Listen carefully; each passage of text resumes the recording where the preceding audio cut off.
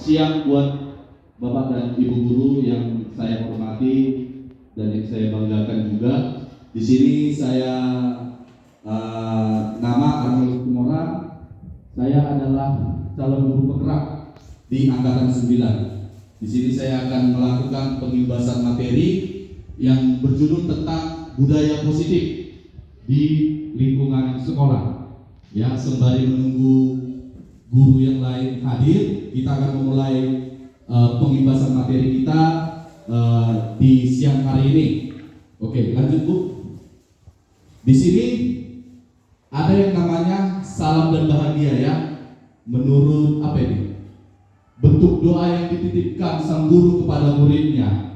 Dan ada gambar Ki Hajar Dewantara, karena memang Ki Hajar Dewantara ini bisa dibilang salah satu bapak pendidikan. Beliau adalah pelopor pendidikan untuk Indonesia. Jadi banyak filosofi-filosofi beliau yang bisa kita angkat untuk pendidikan, khususnya untuk Merdeka Belajar. Lanjut Bu. Di sini ada budaya positif, mungkin nampak ya. Saya kurang jelas juga ya. Yang pertama itu ada paradigma, yang kedua ini motivasi, yang ketiga keyakinan kelas, terdiri dari hukuman dan penghargaan. Yang keempat apa itu? 5 kebutuhan khusus ya. Yang ke ini 5 posisi kontrol. Yang terakhir ada segitiga restitusi. Ini yang akan kita bahas untuk pertemuan kita di siang hari ini. Lanjut Bu. Di sini ada yang namanya budaya positif di sekolah. Artinya adalah membentuk karakter murid, guru, dan visi misi sekolah. Jadi setiap visi misi itu, apalagi yang namanya sekolah pasti ada. Sekolah aja ada, apalagi perusahaan kan seperti itu. Menerapkan strategi disiplin. Ternyata disiplin itu ada strateginya. Di sini ada disiplin positif yang menekan apa ya? Menerapkan murid untuk menciptakan ekosistem sekolah yang aman dan berpihak pada murid. Ya, intinya murid merasa aman dan nyaman tanpa ada intimidasi dari pihak manapun. Itu termasuk salah satu penerapan budaya positif di sekolah. Lanjut Bu.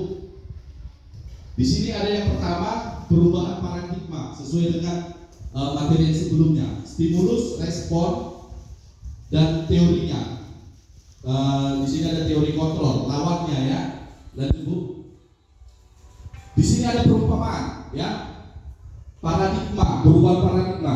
Misalnya kita menggenggam sesuatu, itu terus kita buka, kita tutup, kita buka, kita tutup, dan terakhir kita menggenggamnya secara keras, gitu.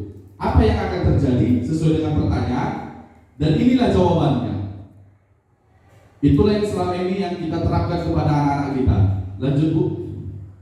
Miskonsepsi tentang kontrol. Artinya guru itu memegang kontrol terhadap situasi ataupun keadaan lingkungan sekolahnya.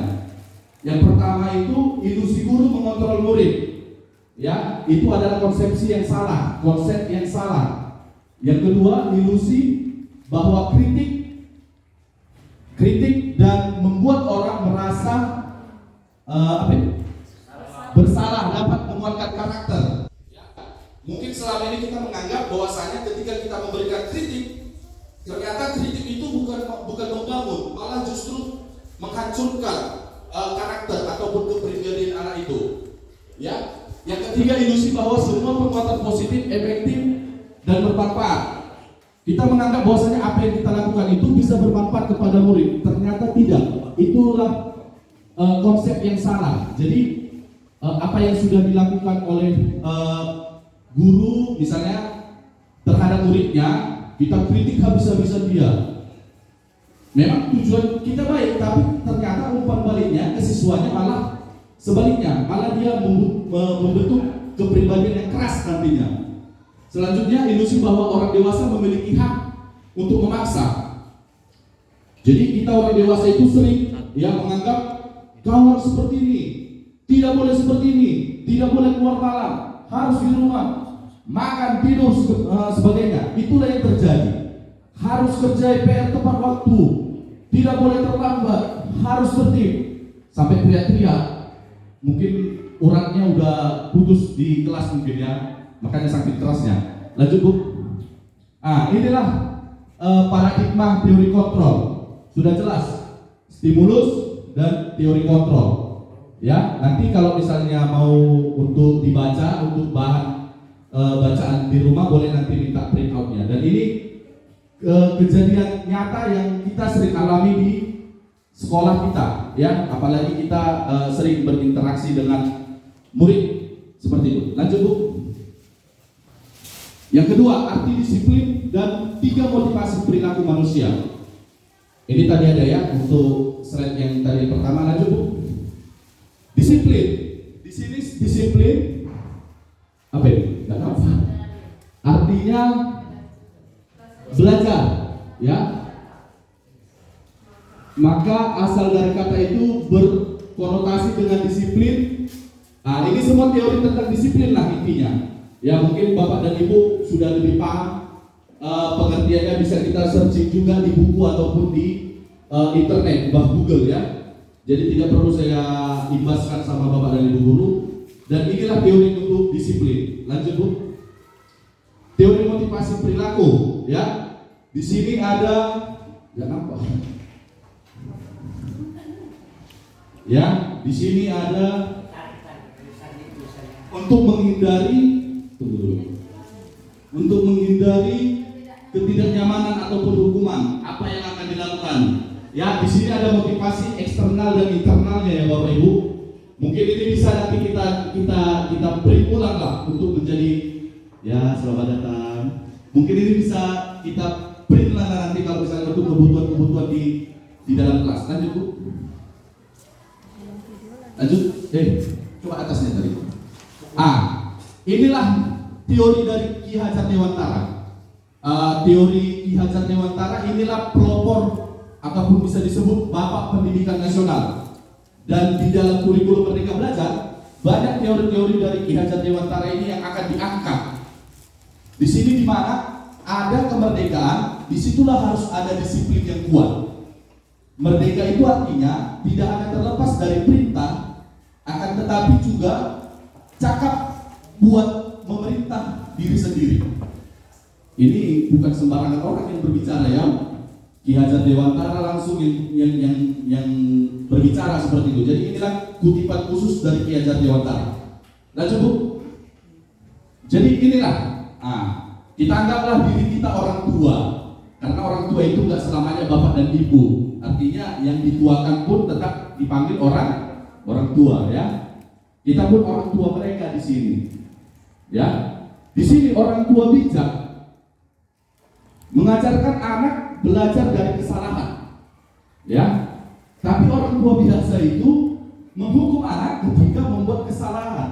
Ini dua hal yang berbeda ya. Contoh misalnya, orang tua bijak, ada anak misalnya tidak sengaja dia menumpahkan air di atas meja seperti itu, misalnya kan. Kalau orang tua yang istilahnya orang tua yang biasa gitu, pasti akan mengatakan, nggak kau pakai matamu itu aja pun tak bisa kau tengok. Itu sering terjadi, kan seperti itu. Di lingkungan sekolah misalnya, ada tiba-tiba anak mungkin tidak sengaja terjatuh ataupun menyenggol temannya sampai terjatuh seperti itu. Kadang ya ada beberapa orang yang menganggap bahwasanya itulah kau kan gara-gara lasakmu Dedi, makanya jadi kawanmu. Memang gak ada otakmu, gak ada pikiranmu, memang gak ada pernah kau pakai akal. Itulah orang tua biasa. Tetapi orang tua bijak pasti akan berkata seperti ini. Nah, lain kali nak, kalau jalan itu lihat temannya, jangan asal masuk aja. Tengoklah, itu nanti kawanmu bisa celaka seperti ini. Jadi dijelaskan dia kesalahan itu, jangan langsung menghardik. Menghardik itu maksudnya langsung dihantam malah itu dengan omongan seperti itu. Itu akan akan membentuk kepribadian dia nanti ke depannya. Terus yang selanjutnya, orang tua biasa memaksakan pandangan dan keinginan pada anak. Tetapi orang tua bijak membantu anak untuk mencari dan menumbuhkan mimpinya. Ini dua hal yang berbeda, ya, antara orang tua biasa dan orang tua bijak.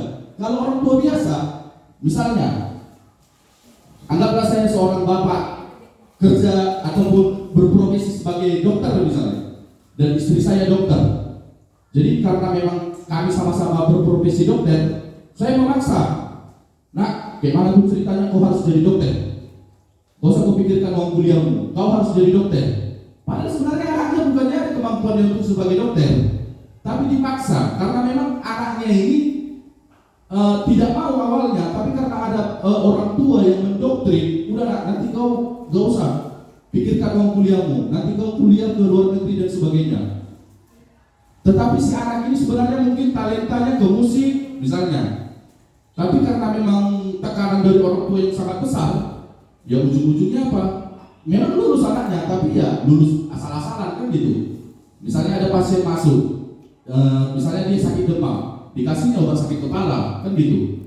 Jadi nggak nyambung dia. Karena memang apa? Karena memang nggak di hatinya untuk menjalani kehidupan itu. Itulah dia peran orang tua biasa. Tetapi orang tua bijak, dia mencari dan menemukan mimpinya. Kita ajak anak-anak contoh seperti di lingkungan sekolah, dengan berbagai macam latar belakang dan karakter kita bisa melihat kira-kira potensi anak ini di mana gitu. Ada anak yang istilahnya gini, dia susah menangkap, mau kita terangkan pun berulang kali, dia tidak bisa menangkap pelajaran itu ada. Bukan dia nggak mau, sebenarnya dia mau, tapi batas kemampuan otaknya itu nggak nyampe gitu. Tapi kita sebagai guru, kita harus lihat potensinya. Mungkin bukan di sini kemampuan si anak ini, tapi tiba pelajaran olahraga misalnya, jago kali dia main bola. Sering itu terjadi. Dia kalau di kelas ngantuk, menguap, tidur, kadang nanti mengganggu teman. Tapi kalau misalnya pelajaran olahraga, apalagi pelajaran main futsal misalnya, tiap kali pertandingan cetak gol. Berarti memang bakatnya ke situ. Jadi kita pun sebagai orang tua di rumah punya anak ataupun punya saudara misalnya, kita harus bisa melihat potensi anak itu di mana gitu. Itulah yang menjadi tren sekarang yang sudah berkembang di luar negeri seperti itu. Oke, lanjut. Ini ada orang tua biasa sering memberikan bantuan ketika anak mengalami kesulitan. Ya, memang tak bisa kita pungkiri ya, namanya anak kita kan gitu kan. Apalagi kalau dia lagi butuh bantuan ataupun dia lagi kesulitan, kita sebagai orang tua, jiwa ke orang tua kita itu muncul seperti itu. Tetapi jangan kita itu bisa tidak menumbuhkan rasa kemandirian mereka, bapak dan ibu. Jadi mereka merasa adanya bapakku. Ada anggapan mereka seperti itu, adanya mamaku, adanya abangku, adanya saudaraku. Jadi kayak semacam memberikan racun kepada mereka. Akhirnya apa? Mereka tidak bertumbuh dengan sendirinya. Jadi perjuangan itu tidak dia rasakan. Jadi dia tidak menghargai yang namanya sebuah perjuangan. Itulah yang dimaksud dengan orang tua biasa. Sikit-sikit dibantu, sikit-sikit nanti dibantu. Memang ya namanya orang tua tidak pernah terbersih dalam pikirannya untuk melihat anaknya sedih, susah. Orang tua mana pun itu pasti ingin melihat anaknya itu bahagia, tersenyum, sukses, pasti itu. Tetapi lambat laun itu akan memanjakan mereka pada akhirnya. Itulah orang tua biasa. Tetapi kalau orang tua bijak, memberikan kesempatan anaknya untuk mengeksplor dunianya. Artinya apa? Ya sudah, biarin aja anaknya. Bukan berarti kita ajarkan yang aneh-aneh, enggak. Cuman ya kita biarkan dulu mereka, tetapi harus kita kasih batasan-batasan. Gini loh nak, nanti kalau kau melakukan seperti itu, ini resikonya. Kalau kau keluar malam, pulang pagi jam 2, nanti kau kena begal. Kau tengoklah tayangan-tayangan berita sekarang, banyak mati gara-gara dibegal. Seperti itu. Tetap dikasih anak itu mengeksplor dirinya, tetapi ada batasan-batasan yang harus kita ingatkan kepada mereka. Jadi anak pun berpikir, oh iya ya, kata bapak mamaku, kalau aku nanti keluar malam bisa dibegal misalnya. Apalagi dia melihat mungkin acara televisi ataupun berita online, banyak kejadian tiba-tiba sudah dibegal, mati, keretanya dibawa. Seperti itu. Sama juga di lingkungan sekolah. Ya, di sekolah pun seperti itu ya. Kita harus bisa memberikan gambaran kepada anak. Kalau misalnya lah, contoh, anggaplah saya masuk ke kelas kan. Jadi kalau misalnya lah ada anak yang suka mengganggu temannya misalnya dalam bentuk fisik dia, misalnya sering dipukulinya kawannya, padahal kawannya ini gak ada salah, bisa kita ingatkan. Contoh misalnya, jangan kau pukuli dia, nanti marah abangnya, dilapor nanti sama abangnya, kau pun nanti dipukul juga di luar sana. Jadi berkelahilah kalian nanti. Kau mau berkelahi, mau nanti matamu merah dibuat dia. Jadi dikasih tetap batasan-batasan sama si anak seperti itu, ya. Dalam mencari minat dan bakat pun seperti itu. Kita kasih dia gambaran. Nanti kalau kau misalnya ngambil jurusan ini, kau bisa nanti jadi ini. Misalnya kalau kau mau jadi guru, inilah yang harus kau lakukan. Kejar dia. Misalnya ikuti program PBG, ikuti program guru penggerak dan sebagainya. Sudah, jadi lambat laun terbuka pikiran anak itu. Oh iya ya, betul juga apa kata bapakku ini ya. Ternyata ada artinya juga saya yang ngambil jurusan ini, misalnya seperti itu. Jadi tetap harus anak itu dalam bimbingan seperti itu. Lanjut. Ini dia, ini diagramnya ya, budaya positif. Di sini ada lingkungan positif, keyakinan kelas, apa ini? Peraturan kelas, ya. Ini masuk ke dalam budaya positif, lingkaran budaya positif clear semua. Lanjut. Keyakinan kelas, hukuman dan penghargaan. Lanjut. Di sini keyakinan kelas, hukuman dan penghargaan, ya. Di sini sudah jelas.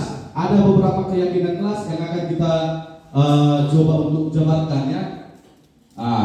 Mengapa dia memiliki peraturan harus menggunakan helm bila mengendarai sepeda motor dan bla bla bla. Inilah semua tentang keyakinan kelas yang ada di dalam diri. Ya, lanjut.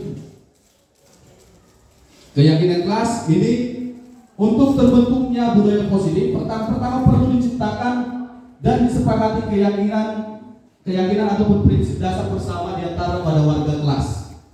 Ya. Ada fotonya nanti ya, dokumentasinya. Soalnya saya kemarin itu di kelas berapa itu ya? 773 sudah melakukan yang namanya kegiatan keyakinan kelas. Jadi keyakinan kelas ini maksudnya seperti ini. Kita punya peraturan A sampai Z misalnya. Jadi itu diklasifikasikan dia. Jadi ada beberapa bentuk, misalnya disiplin, kebersihan, gotong royong, misalnya sifat saling menghormati, seperti itu. Macam-macam dia bentuknya. Lanjut Bu. Ini dia keyakinan. Suatu keyakinan akan lebih memotivasi seorang dari dalam. Seseorang akan bergerak dan bersemangat untuk menjalankan keyakinannya daripada sekedar mengikuti rangkaian peraturan, ya. Karena terkadang, ya, malah peraturan itu yang mereka langgar gitu. Contoh, saya pernah membaca sebuah teori jika positif dengan negatif maka hasilnya akan negatif misalnya. Sering itu terjadi. Jangan kau ambil pulpen itu nanti tumpah tintanya. Apa yang terjadi? Anak malah mengambil pulpen itu. Itu yang sering. Makanya ada istilah semakin dilarang semakin dibuat. Sebenarnya tujuan kita baik. Anak akan merasa gini. Kenapa ya? Kok gak bisa tuh ngambil pulpen itu ya? Rasa penasaran muncul. Apalagi untuk kalangan yang SMP. Semakin dilarang semakin dibuat. Itu saya pernah baca teorinya itu. Jadi jangan kita bilang jangan. Itu termasuk konotasi negatif itu. Ya, tetapi kalau misalnya kita bilang ya sudah, saya letakkan pulpen ini, ya, Bapak keluar, ya, cukup kalian duduk tenang di situ dan tidak boleh, ya, adalah bahasanya tidak boleh memegang apapun yang ada di atas meja. Seperti itulah kira-kira, ya. Jadi kadang kalau misalnya kita konotasikan negatif, malah anak ini semakin rasa penasarannya tinggi. Contoh, jangan kau merokok, nanti kau mati. Pasti anak mati. Gimana? Penasaran dia lagi, betul ya kata guru ini? Betul ya kata guru ini? Kan sering gitu kan, jangan kau merokok, nanti kau mati. Tapi ditengok di rumahnya bapaknya udah ngasoy dia di tempat pintu. Tapi kata bapakku, kata bapak guru atau ibu guru, merokok mati, tapi bapakku nggak mati. Wah, gak betul ini guru ini. Dia sadar rokok itu. Nah, penasaran dia, ya kan? Belum saatnya kau merokok, nah. Belum saatnya kau merokok. Sudah karena apa? Karena gini, yang boleh merokok itu di atas usia 18 tahun. Makanya di rokok itu selalu itu dibuat muncul 18T, 18 plus. Artinya apa? Di atas 18 tahun. Dalam daftar pemilih pun yang sudah umur 18 tahun ke atas yang boleh memilih. Karena apa? Mereka tidak punya yang namanya hak. Orang yang sudah 18 tahun ke atas, mereka sudah punya hak dan kewajiban. Karena apa? Ya mereka dianggap sudah dewasa. Salah satu administrasi negara dikatakan dewasa memiliki KTP. Kalau sudah punya KTP, berhak memilih presiden dan calon wakil presiden misalnya. Makanya hak dan kewajiban itu ketika umur 18 tahun baru dimiliki. Tetapi kalau masih belum dia di bawah 18 tahun, cuma kewajibanlah yang bisa dia miliki. Kewajibannya apa? Mengikuti peraturan sekolah, menghormati guru, menghormati orang tua, itu wajib. Ya, datang tepat waktu, berpakaian rapi, tidak ada hak siswa, tidak ada.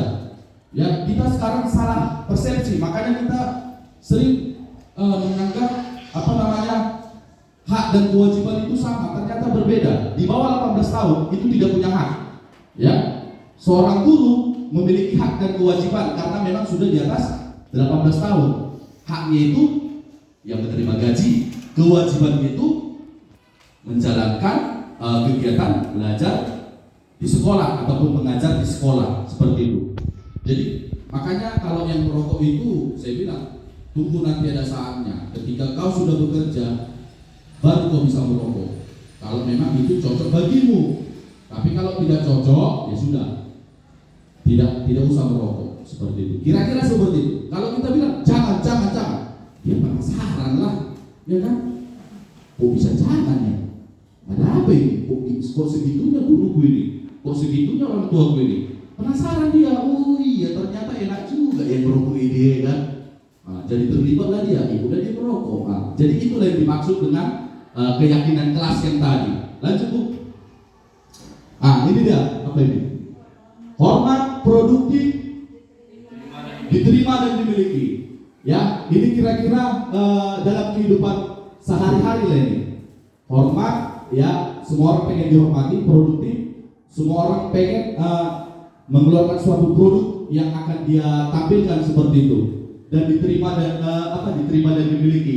Kami meyakini bahwa sangat penting untuk merasa diterima pada suatu kelompok. Ini kebutuhan dasar manusia. Ya, hormat. Siapa sih yang nggak mau dihormati? Pasti, ya kan? Saya aja pengen mau dihormati. Pak Bayu mungkin pengen mau dihormati. Apalagi Pak Tangguh pengen mau dihormati. Pak Sebri sangat dihormati. Produktif, ya. Apalagi kita masih muda, ya. Justru harus mengeluarkan produk-produk, ya. Harus produktif lah. Misalnya ada kegiatan harus kita ikuti, kita kasih inovasi dan sebagainya. Dan selanjutnya diterima dan dimiliki. Ya, ini sudah pasti lah ya, sangat penting untuk merasa diterima. Diterima artinya kita berkelompok. Apakah kita dijauhi atau didekati? Seperti itu. Kalau dijauhi berarti ada something, ada sesuatu. Tapi kalau kita diterima, berarti kita merasa diri kita cocok dengan kelompok itu dan dimiliki. Peduli peduli atau dengan yang lain. Dia memiliki rasa empati dan simpati, ya. Empati itu perasaan yang lebih dalam, simpati itu perasaan dari luar, seperti itu. Empati itu contoh, ada orang tua kawan meninggal, kita berempati sampai kita nangis, itu empati. Tapi kalau misalnya bersimpati, ya udah kita hanya merasakan kesedihan dari luar aja. Ya udahlah bro, turut berduka cita lah, udah meninggal orang tuamu. Itu masih kategori simpati. Ya, kadang orang beda, apa namanya, tidak mampu untuk membedakan mana empati, mana simpati. Kalau empati dia lebih mendalam dia. Kawannya guling-guling nangis-nangis, dia pun ikut guling-guling nangis-nangis. Seperti itu. Jadi dia merasakan gitu, bukan hanya sekedar dengan kata-kata seperti itu. Lanjut. Ini kesepakatan kelas ada, udah saya lakukan ya di kelas 73 kemarin. Lanjut. Ini dia apa nih? Peraturan, keyakinan. Di sini jelas ada tanggung jawab, ada menghormati orang lain, ada kategorinya, kesehatan, keselamatan, keamanan dan sebagainya. Ini adalah rincian beberapa peraturan yang mungkin kita udah jauh lah lebih paham tentang peraturan ini. Ternyata di dalam peraturan itu terselip beberapa kata kunci. Misalnya tidak boleh memakai sepatu berwarna misalnya. Itu termasuk kategori disiplin. Datang tepat waktu termasuk kategori disiplin. Tidak boleh mengganggu teman, itu masuk kategori menghormati orang lain. Ya, jadi dia skupnya itu lebih diperkecil lagi. Jadi dia punya A, B, C, D, E. Dari sekian banyak peraturan yang ada di sekolah ini. Lanjut. Ini dia, tindakan guru, hukuman atau sanksi. Ini nanti contoh soal ini, konsekuensinya. Ya, apa ini? Di sekolah karena ini dosa. Lanjut aja. Oke, ya. Hukuman atau sanksi, ya. Misalnya apa ini?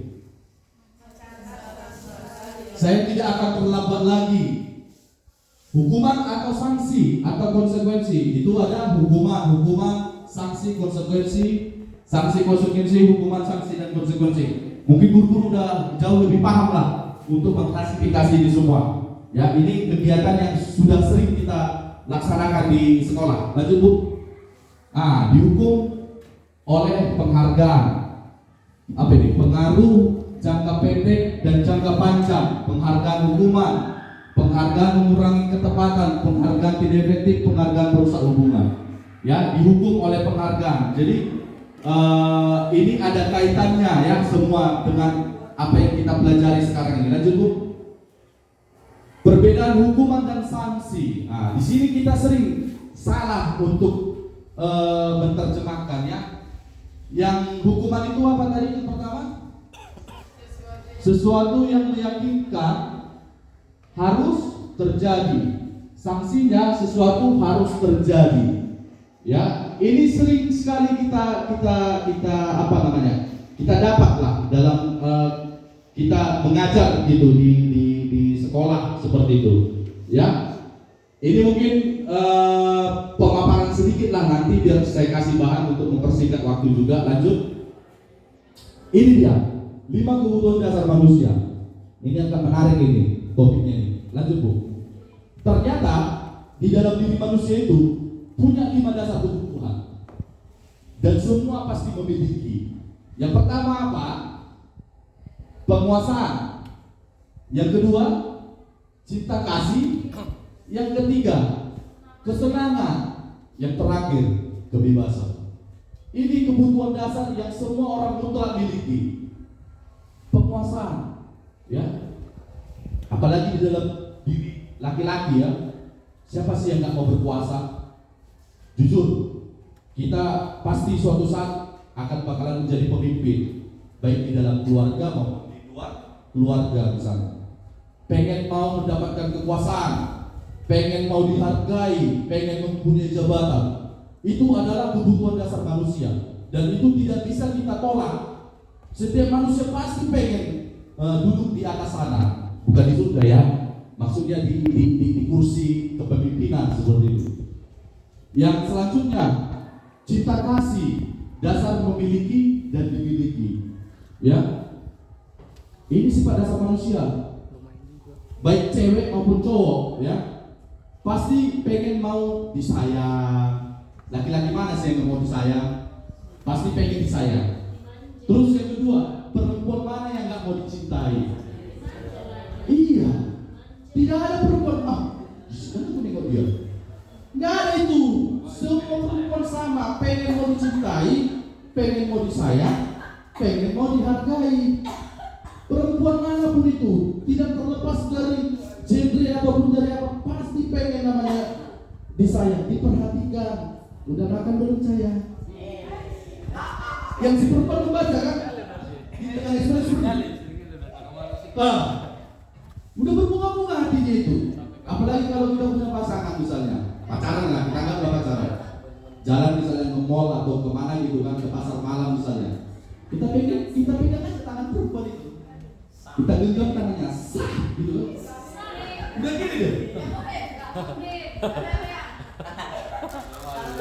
Udah pasti itu, karena apa? Ya, pada dasarnya perempuan itu pengen mau disayang. Kita yang berkeluarga pun seperti itu. Apalagi kalau perempuan, kalau tidak ingat tanggal pernikahan, terus kamu itu, iya pengalaman pribadi itu. Kau itu lakukan tanggal pernikahan itu nggak tahu. Coba kalau tanggal mantanmu, pasti kau tahu. Nah, yang nggak bisa diributkan pun jadi diributkan. Itulah dia. Jadi setiap manusia pasti rasa dimiliki dan rasa memiliki. Aku dimiliki kamu, kamu memiliki aku. Nah, seperti itu. Lanjut. Apa ini? Kesenangan, ya. Kesenangan ini kan? Kesenangan. Oh, apalagi perempuan paling jago ini. Kesenangan apa? Belanja. Jalan-jalan. Apalagi? Kuliner. Skincare. Wah, itu kesenangan itu semua pasti miliki. Laki-laki, kesenangannya apa? Rokok. Tiga tua. Ya, itu udah termasuk kesenangan loh. Kadang yang bagi laki-laki lah, contoh kayak saya yang udah berkeluarga kan, suntuk juga kadang di rumah, itu dua aja terus saya tengok dari atas sampai ke bawah, itu dua aja terus. Sekali perlu lagi gede tua, cari referensi, ya kan, bercakap dengan teman, seperti itu. Itu sifat dasar alami manusia itu. Semakin kita larang laki-laki, maka semakin akan dibuat. Karena apa? Itu kebutuhan dasar itu. Tidak bisa kita tolak itu. Pasti suatu saat akan muncul seperti itu. Yang terakhir, kebebasan. Apalagi yang perempuan atau laki-laki. Perempuan misalnya, kebebasan. Contoh yang belum berkeluarga misalnya, dia kan belum ada tanggungan nih ceritanya. Masuk gaji, dapat sekian.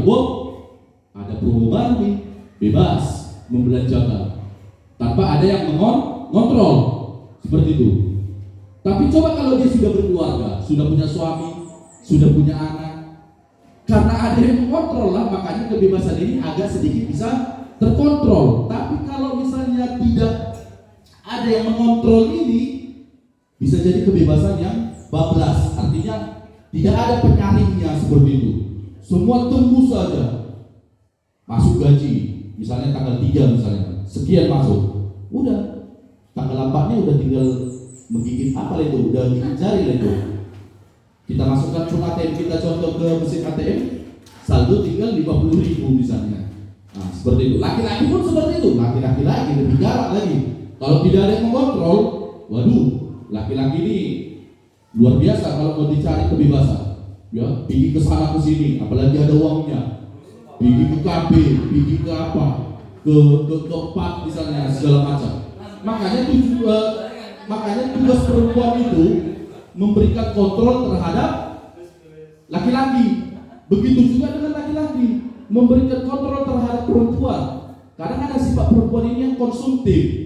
Misalnya ada uang sedikit, ditengok ada misalnya belanja-belanja atau brand, merek tas apa segala macam, pasti dia ikut mau membelanjakan itu kan. Jadi tugas laki-laki itu mengkontrol perempuan. Udah lama. Janganlah kau ambil yang itu saya. Adanya yang lebih murah, merek KW yang mungkin misalnya, tapi sama dia jadi jenis tasnya seperti itu. Jadi tetap ada yang mengkontrol ini semua. Ya, kalau tidak ada yang mengkontrol, salah satunya ya agama ya. Pasti dalam agama apapun, ya pasti ini akan ada kontrolnya. Orang tua, pasangan, teman-teman di sekitar. Jadi banyak faktornya. Kalau ini tidak bisa dikontrol, amburadul lah semua. Ya, ya contoh lah misalnya, misalnya yang gambar hati misalnya, udah dikawini aja semua orang misalnya, nanam benih kemana-mana misalnya, ya udah masalah apa ya urusan belakang lah itu. Tapi karena ada kontrol dari agama, dari orang tua, dari lingkungan sekitar, akhirnya apa? Membuat manusia itu menjadi ada batasan-batasannya, jadi ada sekat-sekatnya seperti itu. Nah, jadi itulah 5 kebutuhan dasar dalam diri manusia. Lanjut. Ini 5 posisi kontrol. Lanjut Bu. Ini dia banyak kali nih. Ada yang pertama ini posisi apa nih? Penghukum, pembuat merasa bersalah. Ada teman, ada pemantau, ada manajer. Ya. Dari 1, 2, 3, 4, 5.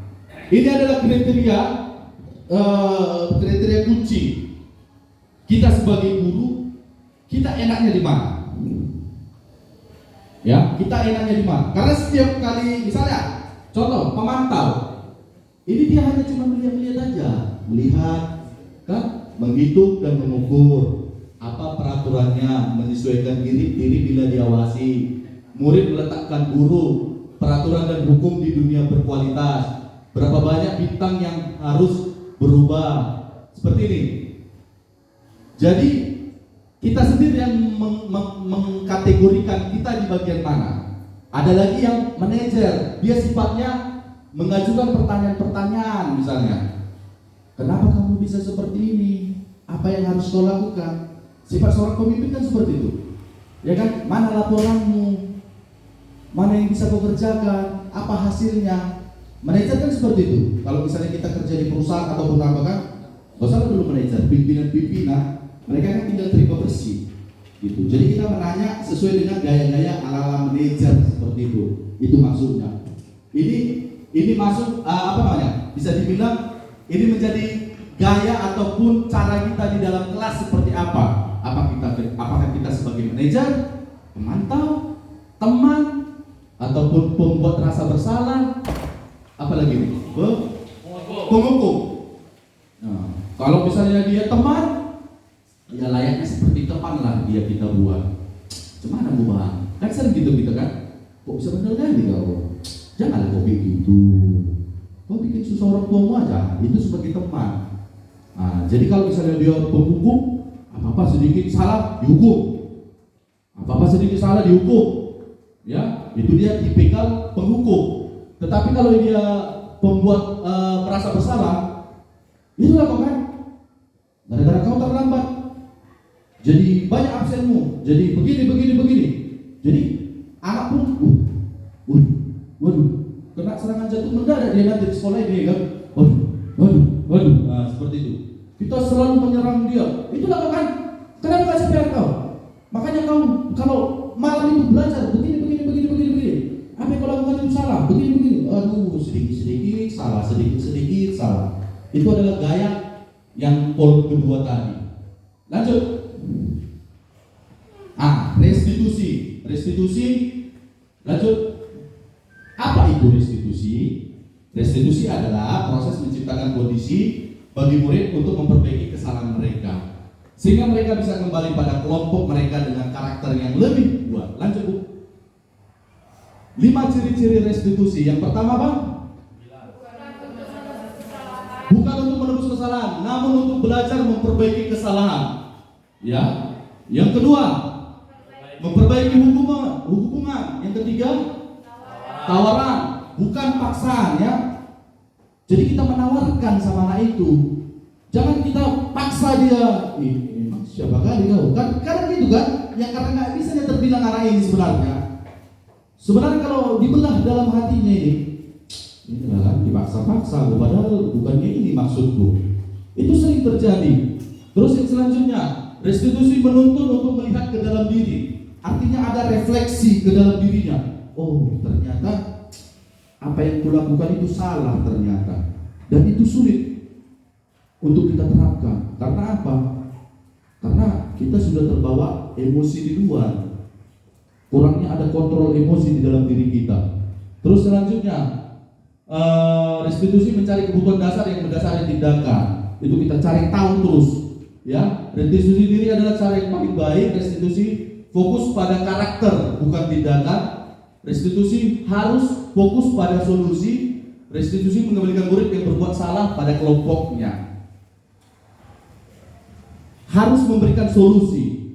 Ketika kita memberikan istilahnya teguran kepada mereka, ya kita harus kasih tahu dong solusinya bagaimana. Misalnya ada siswa yang terlambat, kau inilah kau kan, terlambat aja terus kau. Bagaimana dulu? Oke, dah masuk. Tapi nggak ada solusinya seperti itu. Makanya harus kita tawarkan solusinya apa. Mulai besok kau bangun lebih cepat. Caranya bagaimana? Tidur lebih awal biar kau bangun lebih cepat, seperti itu. Jadi kalau misalnya dia kebiasaan dia main gadget ataupun main handphone misalnya, ya sudah, kau boleh main handphone, tapi dengan catatan itu di jam ataupun di waktu libur sekolah. Sewaktu sekolah, kau tidak boleh memainkan handphonemu, sekalipun itu di rumah. Karena apa? Itu bisa membuat kau semakin lama untuk tidur dan besoknya kau akan jadi terlambat. Kira-kira seperti itu. Dan mengembalikan murid yang berbuat salah pada kelompoknya. Ya, ini contoh misalnya dia dihukum, ya udah di dalam hukuman yang salah ini aja dia terus. Jadi dia pun merasa, oh ya udahlah ini kelas-kelas bandit ini semua ini merasa bersalah ini semua. Nah, balikan aja ke kelompoknya, tapi dengan catatan kita sudah memberikan ibarat keyakinan-keyakinan terhadap apa yang sudah kita yakinilah. Misalnya kita kasihlah pandangan-pandangan kepada si anak supaya si anak ini bisa berubah seperti itu. Lanjut Bu. Ini dia segitiga restitusi ya. Nanti ada videonya saya tampilkan. Ini ada segitiga restitusi sama seperti yang tadi. Kamu ingin menjadi orang yang seperti apa, nilai-nilai apa yang sering telah kita sepakati dan sebagainya. Lanjut tahapan restitusi. Lanjut. Ini dia. Ya. You are crying again over nothing. Kira-kira Ibu bisa benar-benar mengartikannya? You are crying again over nothing. Hanya menangis saja. Gitu kan? Apalagi mama ini sering gini. Apalagi nengok anaknya nangis tuh. Kenapa kau? Kerjaan nangis saja. Bikin pusing orang tua aja. Kau nggak tahu kau gimana susahnya perekonomian. Anak disuruh berpikir tentang perekonomian, coba mana sanggup dia. Iya kan? Ini yang terjadi. Tetapi kalau misalnya orang tua zaman now yang istilahnya sudah belajar tentang hidup, let's see what we can do about this. Apa artinya? Ayo, apa yang mau kita lakukan? Ayo saya. Iya. Dibujuk dia. Kenapa kau terbujuk? Kenapa kau sayangku? Seperti itu. Ditimang-timang lah. Ditimang-timang anak itu. Memang sudah seperti itu zamannya. Memang kadang ada iri saya sebenarnya. Dulu di zaman saya itu, bapak saya itu, kalau salah selalu dibanting saya pakai tali pinggang. Terakhir jadi apa ya? Inilah hasilnya. Kan seperti itu. Tapi kalau di zaman sekarang, inilah yang harus diterapkan. Ya, kita belum, kita rangkul. Kenapa kok nak? Coba jelaskan dulu, apa yang terjadi padamu? Seperti itu. Kenapa kau nangis? Kenapa? Memang seperti itu tuntutan zaman sekarang. Bukannya dibuat-buat. Seperti inilah nanti yang hadir. Guru berkata, berbuat salah itu hal yang manusiawi. Ya, ini menstabilkan identitas. Artinya identitasnya ini distabilkan seperti itu. Yang aturannya dia marah-marah, terakhir kita, kau nggak boleh seperti itu nak. Kau seharusnya seperti ini. Tidak boleh seperti ini. Tidak boleh seperti ini. Jadi stabil dia emosinya. Jangan nanti kita misalnya datanglah, Bu, itulah Bu, kawanku, dicuri pulpenku. Mana dia? Memang kurang ajar anak itu, suka kali itu mengganggu. Gimana mau stabil jiwanya? Api sama api muncul, terbakarlah. Coba kita stabilkan dulu identitasnya. Yang kita tenangkan dulu anak, biar dia pun mau bercerita seperti itu. Tidak ada manusia yang sempurna, itu jelas ya. Bapak atau ibu juga berbuat salah. kita pasti bisa menyelesaikan permasalahan ini.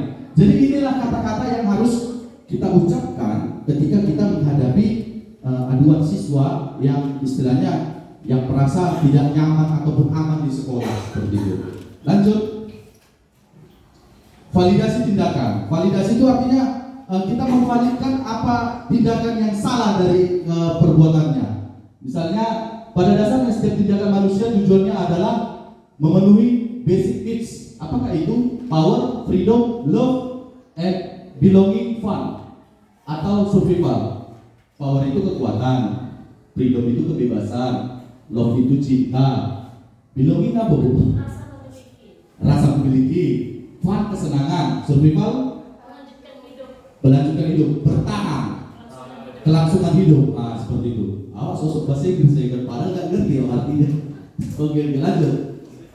Wah ini lagi.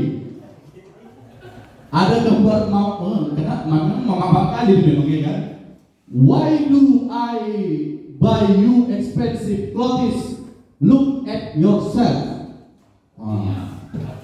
Artinya bu? Kenapa saya harus beli baju untukmu yang mahal? Lihat dong dirimu. Itu yang sering kita lakukan ya kan. Kau itulah katakan udah dibeli mahal mainanmu, kau hancurkan terus. Kau pikirnya duit ini kayak apa? Kayak daun, numpuk terus tiap hari. Sering itu kita ya bukan sering sih, tapi pernah kita omongkan seperti itu. Ya, di kelas pun seperti itu. Perhatikan anak-anak, udah capek guru berbusa-busa pun tetap kalian nggak mau memperhatikannya. Ribut aja terus, apa segala macam. Itulah yang salah ya.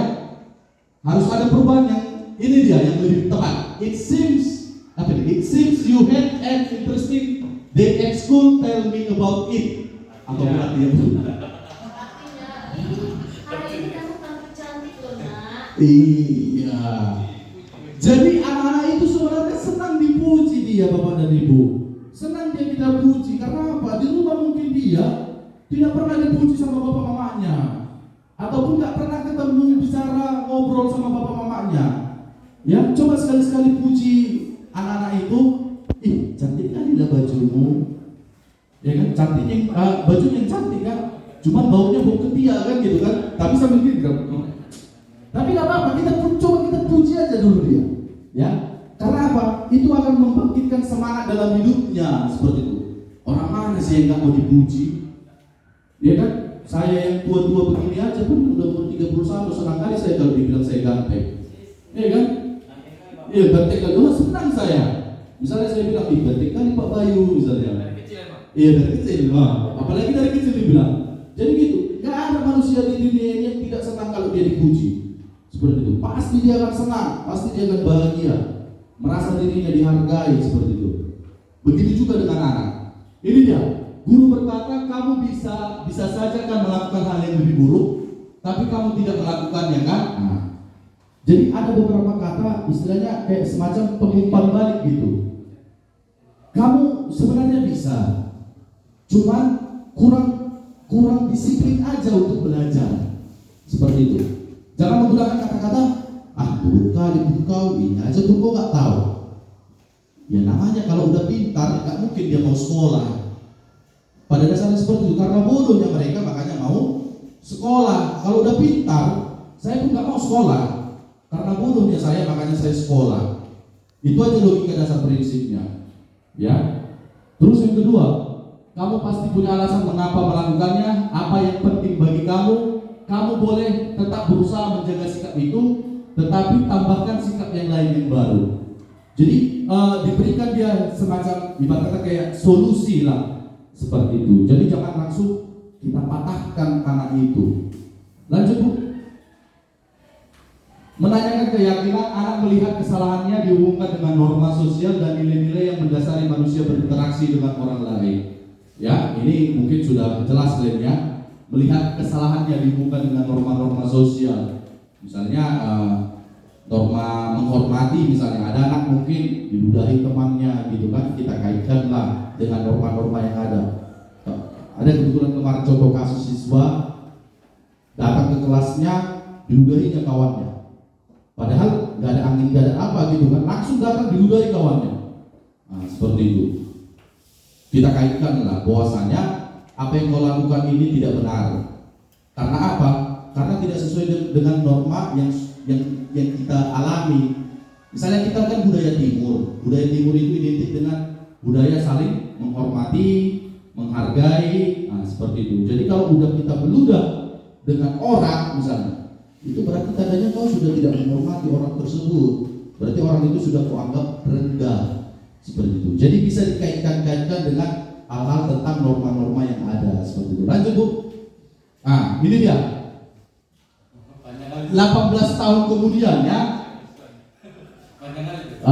Ini dia dari kecil. Ya efeknya ke sini.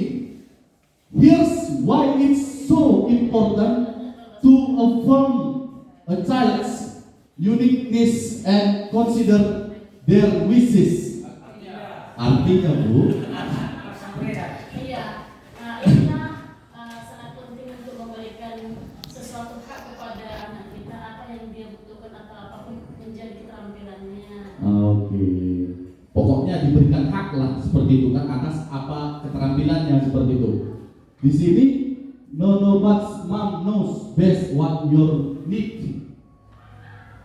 No tidak. Artinya itu. Nah. Oh yang pertama ini ya. Oh ya, you will play the violin. Apakah itu? Sini mamanya bilang kamu harus bermain biola. Katanya. Oh, jadi dipaksa lah anaknya itu. Jadi Terus bilang enggak, saya sukanya menggambar. oh, but I like to draw. Berarti dia suka menggambar. Nah, di gambar kedua, Hmm. tidak boleh. Mama, kamu tahu kemampuanmu yang ini yang paling dibuktikan, main biola. Wih, inilah yang sudah dirancang dari kecil. Efeknya sesudah 18 tahun, berumur 18 tahun. Apa kata mamanya? No job. Wah, no job. Tidak ada pekerjaan. No hobbies, gak ada hobi kamu ini. Marah juga ya. Why are you so passive? Katanya, kenapa kamu tidak ada kreativitas? Katanya sama anaknya. Itulah hasilnya, anaknya jadinya tidak ada kreativitas, tidak ada tujuannya. Jadi inilah yang terjadi. Ya, itu sering kita hadapi di lingkungan keluarga kita masing-masing. Ya, apalagi kadang, ya itulah. Kau mau jadi apa? Udah, kau ini aja. Jadi ini polisi misalnya. Udah lari-lari kau, keliling-keliling. Mungkin karena dulu bapaknya nggak bisa jadi polisi kan, jadi ada balas dendam. Ya kalau nggak bisa saya jadi polisi, di rumah anak saya jadi polisi seperti itu. Disuruh anaknya lari-lari. Padahal berat anaknya ini udah 80 kilo atau 90 kilo kayak saya gini kan, ya nggak bisa lah, ya kan? Nggak sanggup lah dia untuk lari-lari apa segala macam. Karena apa? Ya karena bukan ke situ hobinya, gitu. Karena bukan ke situ dia. Terakhirnya jadi apa? Penyesalan yang muncul. Anak sesudah 18 tahun, jadi ya tidak ada harapan. Karena apa? Selama ini dipaksa-paksa, ditekan-tekan seperti itu. Jadi tidak sesuai dengan apa yang dia inginkan untuk pengembangan dirinya. Terakhirnya apa? Ya dia tidak ada pekerjaan, ya kan? Dipaksa dia bermain biola misalnya, violin kan biola kan? Ternyata bukan ke situ bakat dia, menggambar misalnya. Ya terakhir dia jadi seperti inilah. Ya tidak ada pekerjaan, tidak ada hobi. Karena apa? Mulai dari kecil dia sudah dipatahkan oleh orang tuanya sendiri. Sudah dipatahkan, dia tidak hobi bermain biola, dia hobinya menggambar. Tapi dipaksa orang tuanya, menganggap orang tuanya itu yang sudah lebih tahu dan paham. Saya tahu kebutuhanmu, udah kau ikut saya. Nah, seperti itu, egois orang tuanya. Inilah yang terjadi. Anak jadi tidak ada gunanya lah, tidak berguna lah. Artinya ya udahlah, gini-gini aja lah aku deh. Apapun yang terjadi ya udahlah, mengalir aja. Nah seperti ini, tidak ada motivasi di dalam diri. Lanjut, Bu. Ini intervensi 30 detik. Ini agak banyak ini ya, nanti stres kita membacanya ini semua. Nanti bisa diambil bahannya ataupun di copy. Lanjut, Bu. Inilah dia dokumentasi saya. Perut saya buncit. Ini di kelas 73 yang sudah saya lakukan pengimbasan, bukan pengimbasan, membuat sebuah keyakinan kelas di kelas 73. Lanjut, Bu. Ini yang kuning-kuning ini itu stick notes, itulah gambar-gambar tempel yang saya tempel di papan tulis. mengenai tentang keyakinan kelas. Jadi dari peraturan kelas saya perkecil dengan keyakinan kelas seperti itu. Jadi untuk mengajari mereka. Lanjut. Nah, ini dia yang kuning-kuning ini. Ada 5 kategori ya. Nah, oke. Lanjut. Ini dia dokumentasi praktik restitusi. Nah, ini pada saat saya melakukan kegiatan restitusi kepada siswa kelas 97 dan 98. Jadi saya mencontohkannya supaya ada sedikit pemahaman yang lebih dari diri kita. Lanjut Bu. Oke, ini dia, terima kasih. Sudah? Oke. Sudah? Demikian pemaparan dari saya. Pembebasan materi hari ini sudah cukup. Saya senang sekali dan berterima kasih kepada Bapak dan Ibu guru. Semoga ke depan kita bisa melakukan kegiatan ini secara bersama-sama. Dengan akhir kata, saya ucapkan terima kasih banyak buat kita semua. Semangat. Oh, foto bersama boleh.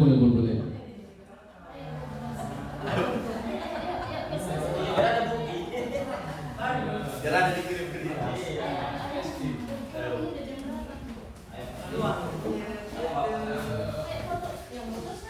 Tuh Pak Daniel Ciparan.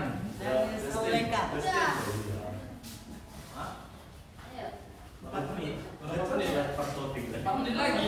Berapa menit lagi? Apa-apa.